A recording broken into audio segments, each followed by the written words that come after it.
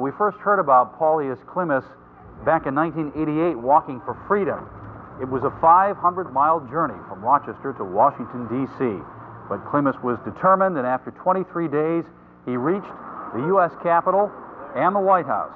Although he didn't get to meet then-President Reagan, he was able to convey the plight of Lithuanian dissident Peter Gražulis to a high-level White House official. And Paulius, I understand that Gražulis subsequently was freed from his imprisonment. And he also accompanied me on the second walk across the Baltic states, which we are going to see in just a moment. What was working inside you to get you involved in this? Well, this has always really been, my parents actually inspired this in me many, many years ago, the way I was raised, learning the Lithuanian language, being involved in Lithuanian Saturday School and other activities. I always wanted to try to help Lithuania somehow, and with the second walk, we also helped Estonia and Latvia. It took a lot of effort and money and time to do this. How were you able to do it? Well, actually, I'm very grateful to the Baltic community of Rochester and also to my employer, Thomas James Associates, the local stock brokerage, who helped me financially and also cheered me on to complete the walk. And you got lots of other contributions as well. Oh, yes, many people contributed. I know that your parents are very proud of you, and your mother and father both from Lithuania. That's correct. They were both born there, and it's just such an exciting time for them. And I guess I really owe a great deal of, well, I thank them very much for the way they raised me and to inspire me so to do something like this and to be a part of it, as I mentioned. Well, Paulius, it's Klimas. We've been saying Klimas all these years, but it's Klimas. We thank you for being with us. Well, I thank you very much for the opportunity.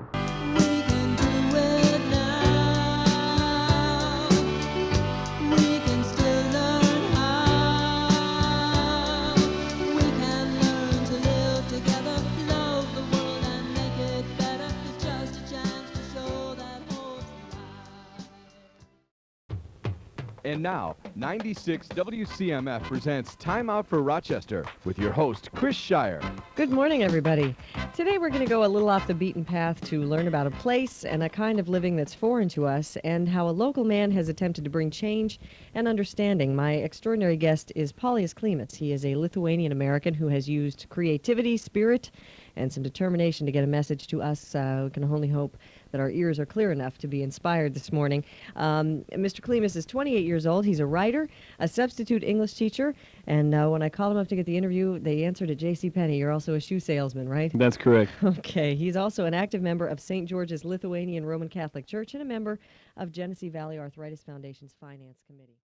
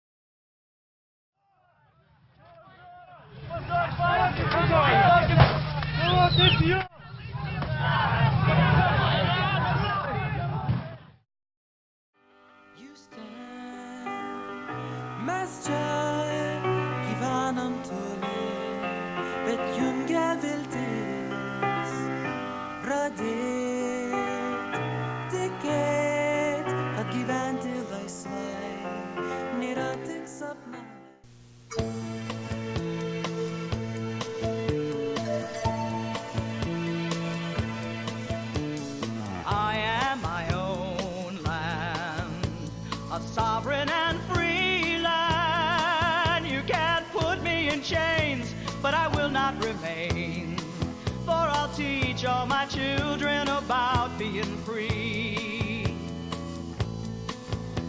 I'll teach them a non-violent way, I'll teach them to sing and to pray, with the pride of a king and the light of the day. I will teach all my children about being free, 'cause I am my own land, a sovereign and free land. You can't put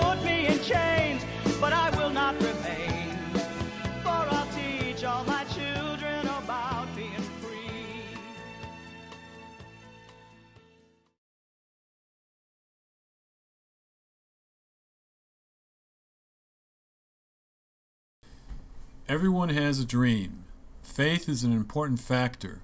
During my walk to the White House, I walked alone. Sometimes I walked till 1 or 2 a.m. My faith in God helped me through the difficult times. All dreams start with a simple idea. I can do it. Positive thinking will move your idea forward. Although the goal is the ultimate victory, the process is important. If you believe in your goal, you can overcome any obstacle. Faith helps you focus all your energy on one single objective. Use faith to propel you through difficult times. There is no substitute for feeling that the goal is part of you. I kept positive during my walks by listening to the walk songs and singing Lithuanian folk songs.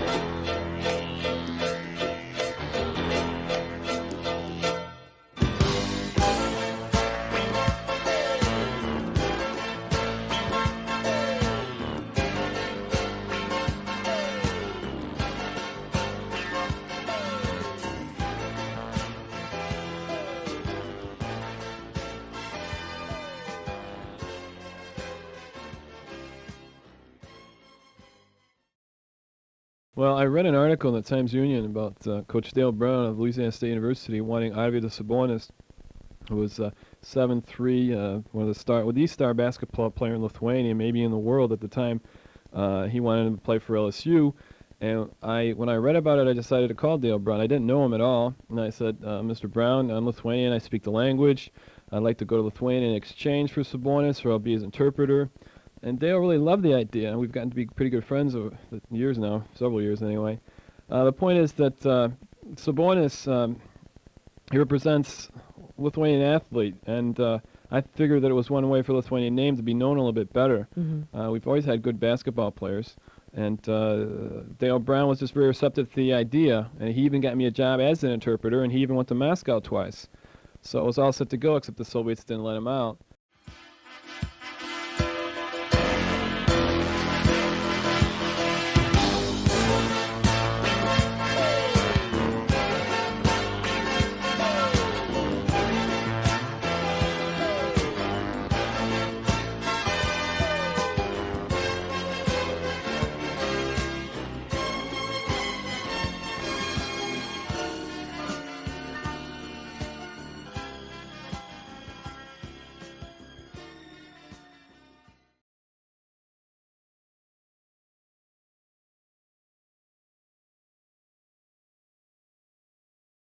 A charity walk called Hike for Hope for the medical ship Hope inspired me.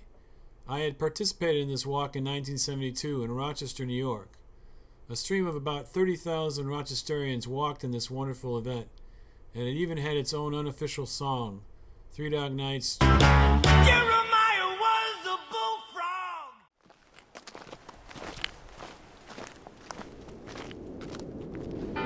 Two worlds, two lives, oceans apart, it could be the start. Petras Gražulis is the first Lithuanian dissident sentenced during Glasnost. He is serving a 10-month sentence in a Soviet labor camp for refusing to attend military reserve duty. On November 18, 1987, Gražulis was in Riga, Latvia, to participate in a peaceful demonstration commemorating Latvian Independence Day. When he returned to Lithuania, the Soviets ordered him into the military reserve. According to the Lithuanian Information Center, Gražulis had previously completed 2 years of mandatory duty in the Soviet army, and the Soviets often punished dissidents with military duty. Petras Gražulis refused to attend military reserve duty for 2 important reasons. First, the Soviet Union illegally occupies Lithuania. Second, the Soviet Union persecutes Roman Catholics in Lithuania. My name is Paulius Klimas, and I am a Lithuanian American. I recently walked over 500 miles from Rochester, New York to Washington, D.C. to protest the imprisonment of Paulius Klimas. According to the Lithuanian Information Center, he has learned of my efforts and is very grateful. However, his health is failing. Please, Mr. General Secretary, prove that Glasnost is not Soviet propaganda. Free this innocent man. Gorbachev, free Gražulis. We can learn to live together, love the world and make it better. It's just a chance to show that hope's alive. I'm not the one that's going to have the tough time. I'm going for a walk. He's the one that's in jail. No one stopped me. Klimas has never met Gražulis. Still, he and many other Lithuanians feel a strong attachment to one another and their native country that came under Soviet domination in 1940.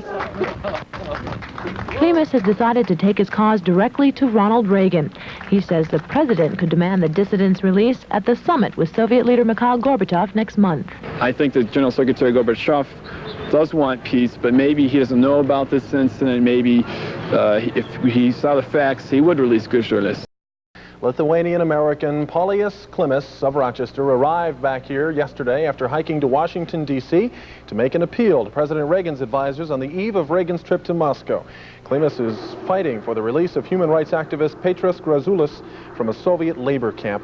And Klimas joins us tonight. Any indication that your effort from last week had an impact on the Superpower Summit this week?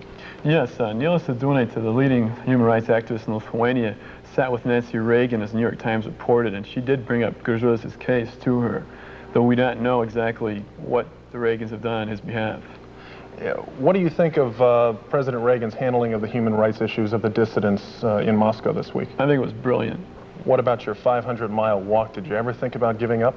I certainly did. Where? Between Ithaca and Owego, I was having a really rough time, and I was really just Ithaca ready. and Owego, that's only about 35 miles. 35, right. Yeah, that's not too much. I was ready to give it in then, but I just kept thinking about all the people at St. George's that supported me, and the fact that, you know, I'm a free man, and Paulius Gražulis is in a Soviet prison, and he just recently came out of 15 days of solitary confinement.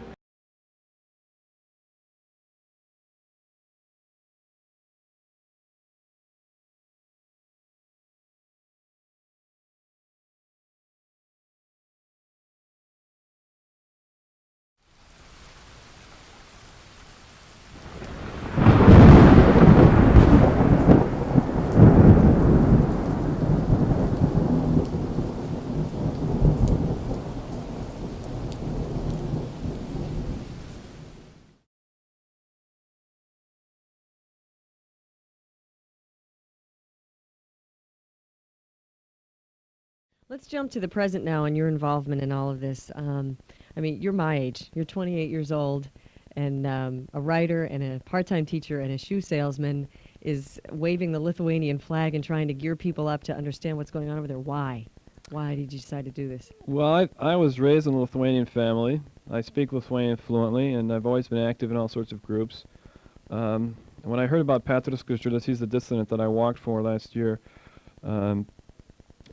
he inspired me.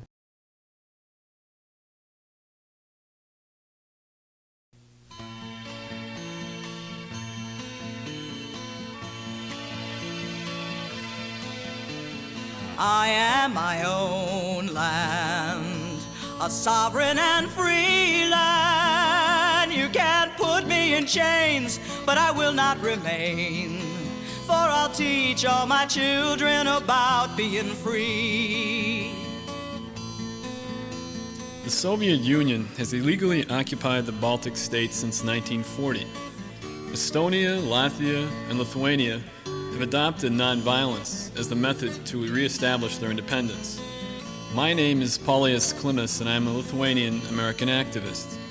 In 1988, I walked 500 miles in a 23-day journey from Rochester, New York to Washington, D.C. for a Lithuanian dissident who was eventually released from a Soviet prison. Although I've never been to the Baltic states before, I now intend to walk 400 miles from Tallinn, Estonia, through Riga, Latvia, to Vilnius, Lithuania. This Baltic walk will demonstrate my faith in Baltic independence and salute the courageous spirit of the Baltic people. The song About Being Free emphasizes that dreams of freedom can never be abandoned. Today, Baltic freedom is no longer a dream. Estonia, Latvia, and Lithuania should be independent again. Baltic freedom now.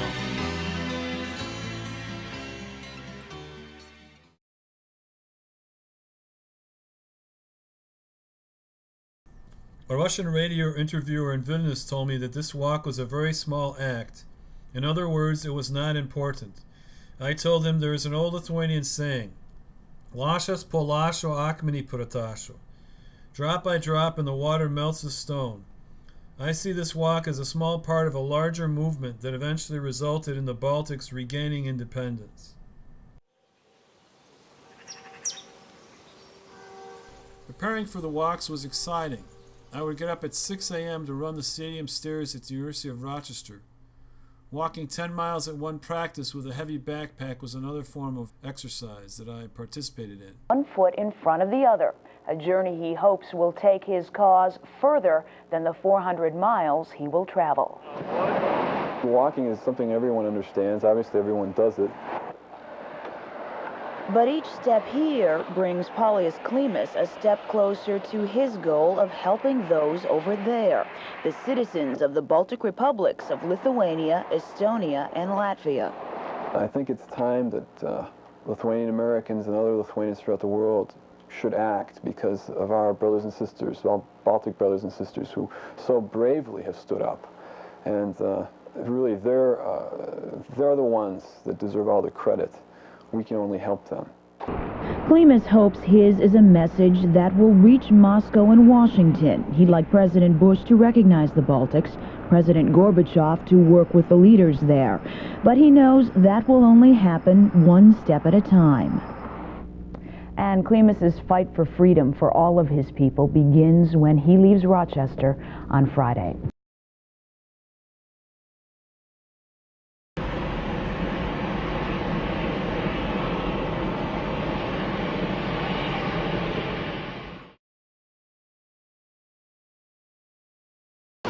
Paulius Klimas returned from the Baltic states tonight carrying the sneakers he wore on his 30-day trip across Latvia, Estonia, and Lithuania. The point was to support the countries that are now struggling for independence from the Soviet Union. I think I made a difference. As I said, President Landsbergis walked with us. The people of Lithuania, Latvia, and Estonia saw us. They heard about our walk, and just to show the fact that we care, that I care, that, as I said, a Lithuanian American would be willing to take this time to walk to the Baltic states. It's just something, a way of showing my great faith in Baltic independence. Now he is more determined than ever to fight for the freedom and the democracy we take for granted here, for those who are still fighting communist rule. The man on the left is the president of Lithuania. The man on the right is a Rochester native. Last month, the two walked side by side for freedom. Showed that Baltic Americans are very concerned. That we're not just, passively concerned. That we're active and we're actively doing something. Doing something for the people of the Baltic republics for 31-year-old Klimas was a 300-mile walk across the Baltic states. Each step, a step for freedom. President Landsbergis told me that it's going to be a very difficult summer in Lithuania. And he didn't elaborate, but what I think he means is there may be some other type of a Soviet blockade.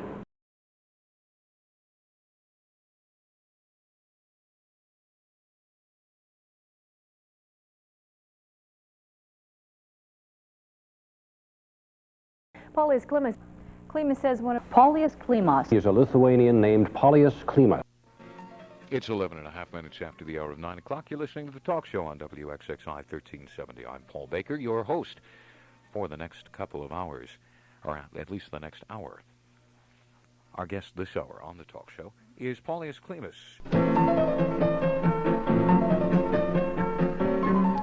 You're listening to The Talk Show on WXXI 1370. I'm Paulius Klimas, and tonight for Paul Baker. Before the age of the internet, Paulius would gather information from newspapers, such as the Washington Post. The gathering of this information was a key to creating additional and successful media events.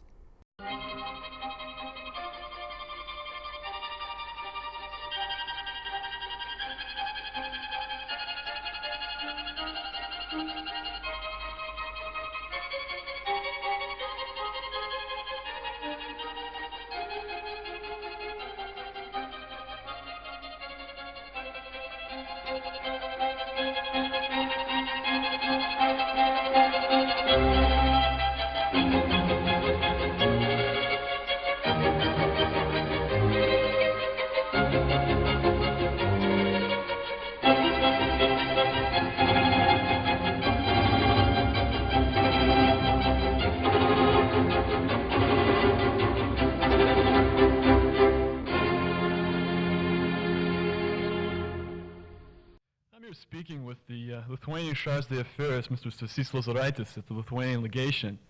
Mr. Lozoraitis, Latvia yesterday declared its independence. Please give me your view of this event. I think it strengthened our common efforts to regain statehood, to reestablish the independence. I think that now Estonia, Latvia, and Lithuania are together, and it will be easier for us to defend our position, and it will be also easier to conquer, in a way, the public opinion of the world.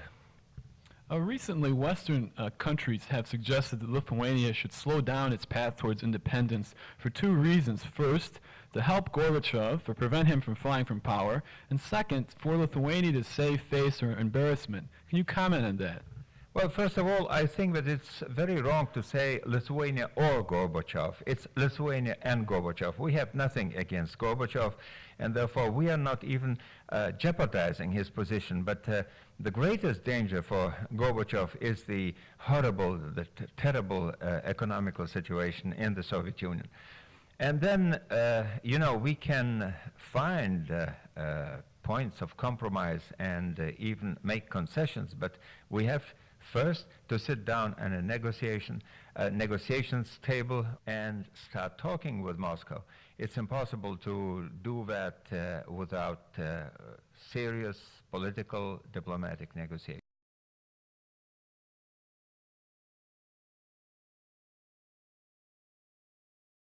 Now, Lithuania is one of 7 republics declaring intentions to leave the shrinking Soviet Union.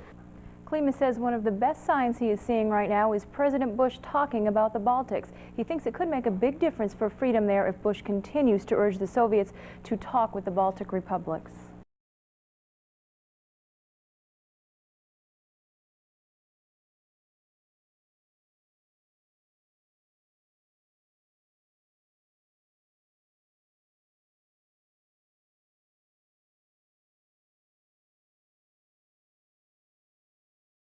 Paulius Klimas heads the Baltic American Committee here, and he says that he is encouraged by the president's move toward recognizing Baltic independence, but he says he doesn't understand why Bush is delaying his support. As soon as the United States recognize the Baltic states, then they can move forward. They need that recognition, especially to negotiate with the Soviet Union, even though the coup has limited Gorbachev's power at this point.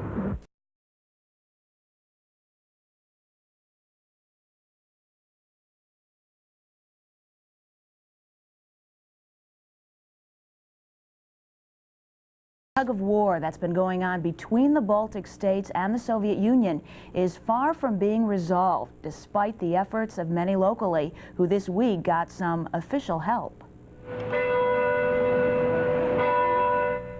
Last March brought independence and a celebration as far away as Rochester. Then came a police crackdown. Within the course of a year, local residents with ties to the Baltic states watched their homeland fight to save the freedom it had declared. But today brought some hope. Congresswoman Louise Slaughter is one of a delegation of lawmakers back from a peace mission to the Soviet Union. One of the things that all of us realize is that the United States is so involved in the Gulf, and that we wanted to make certain that they knew, and that Gorbachev knew, and that Yeltsin knew, that we're not also preoccupied with that we don't know what's going on there. Even before the crackdown, congressional lawmakers proposed legislation to tie economic aid for the Soviet Union to the way it deals with the Baltic states, a plan getting support from those who see the problem firsthand. I mean, without going there and seeing it for themselves, I don't think the members of Congress are going to pass any legislation. This is what we need to have done. But the Baltic American Committee is after the nation's top man. They want President Bush to recognize the democratic governments voted in Lithuania and in other Baltic states. And President Bush has spoken out against the crackdown in the Baltic states, but he has yet to take a stand for their independence.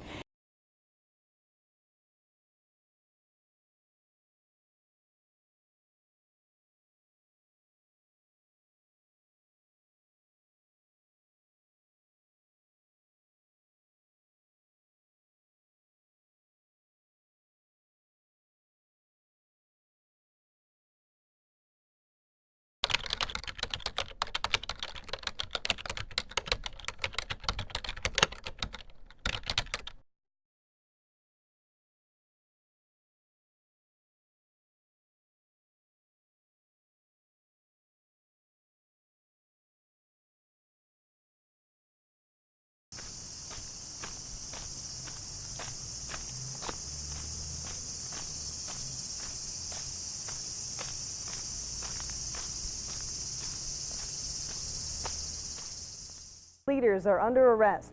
Muscovites are celebrating their freedom marching on KGB headquarters, and the Bush administration is praising Gorbachev and Boris Yeltsin for the... Well, Janet, I talked to Paulius Klimas tonight. You remember him as the man who walked through the Baltic republics in June, calling for independence. Tonight, he is relieved because his family's homeland is back on the road to freedom.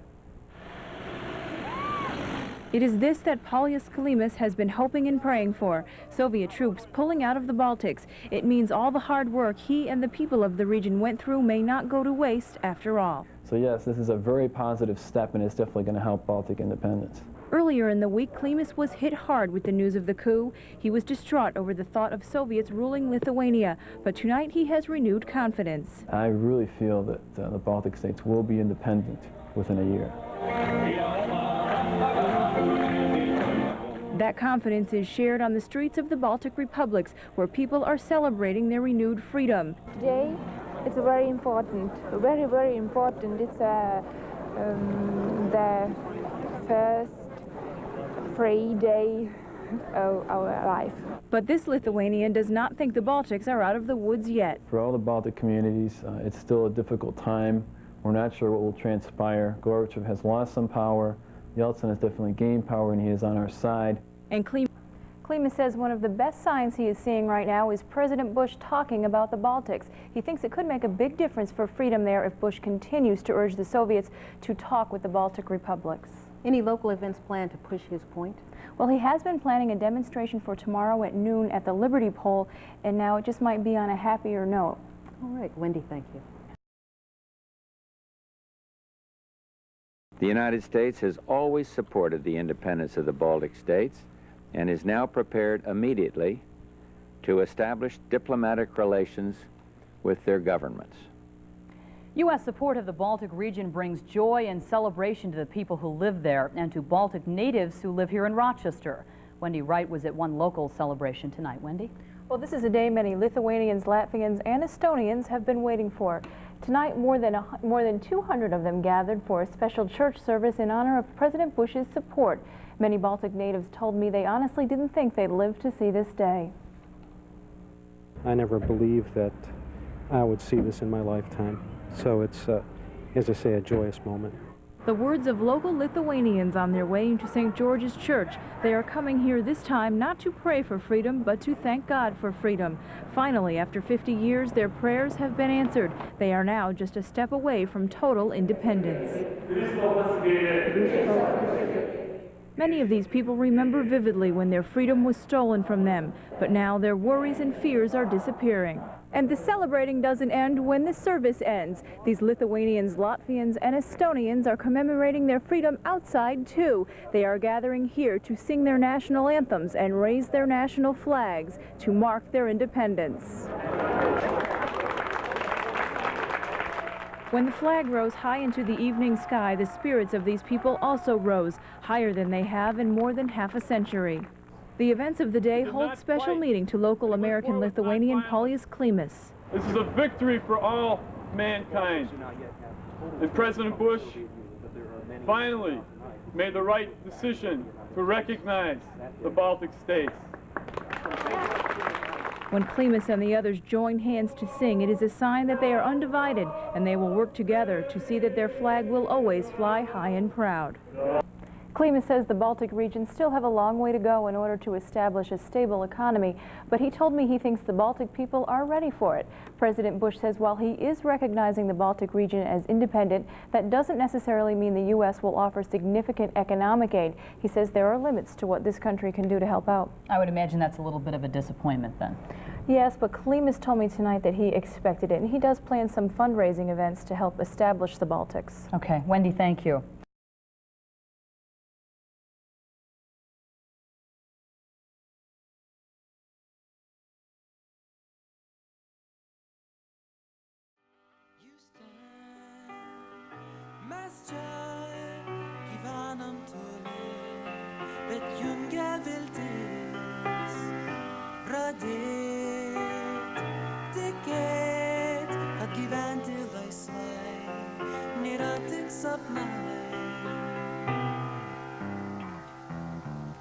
Klausyk, girdėk, didvyrių balsai, jų dvasios aidai, jie mus moko regėti akim, tikėti ateitį. Free gražulis now, tai parodys man.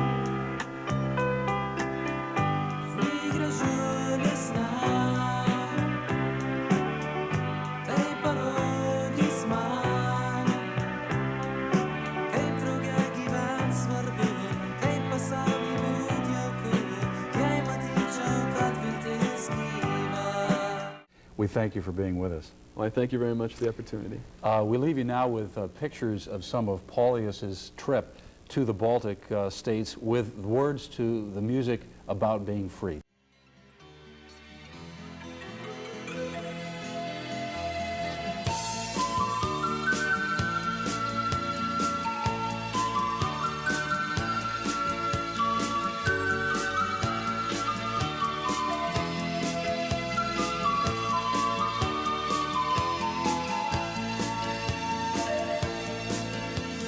Children live in many lands, and with the sweat of their hands they have built brand new lives, but my memory still drives them to teach all my children about being free. And I am my own land, a sovereign and free land. You can't put me in chains, but I will not remain. For I'll teach all my children about being free.